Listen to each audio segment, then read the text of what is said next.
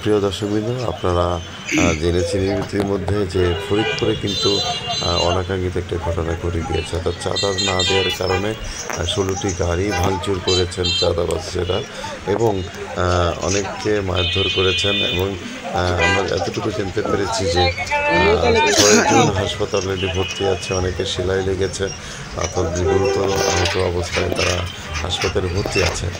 আর আমরা দেখানোর চেষ্টা করছি যে দেখতে পাচ্ছেন যে একজন বয়স্ক মানুষ তার অর্থাৎ পা ভেঙে দিয়েছে এবং সাজানো গাড়িগুলো ছিল সেগুলো কিন্তু 16টি গাড়ি কিন্তু তারা কিন্তু সামনে যে গ্লাসগুলো সেগুলো কিন্তু ভেঙে দিয়েছে।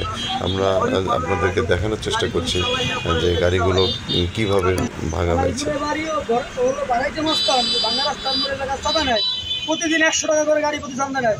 আমরা এইটা ঠেকাই দেখে আমাদের পরে এই অত্যাচার কেন শুরু করেছিলাম, কেন করবে এগুলা?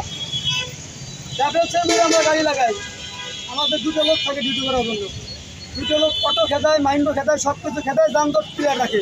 তারপরেও মনে করেন সালদোটের গাড়ি ওখানে দাঁড়ায়। আমরা বলি বাচ্চারা সাইড করে দিয়ে যাত্রী নিবিলে ওইখান থেকেও মনে করেন যে টাকার জন্য হামলা দেয়। সেটা কারণ কি দেখেন, এখন আমি কী করবো বলেন? আমার তো ভাড়ার গাড়ি, আমি আমার মারাত্মক আমি কী বলবো? এখন এই ড্রাইভারটা নিবে কে? ওরা নিবে? এই চাঁদাবাজরা নিবে?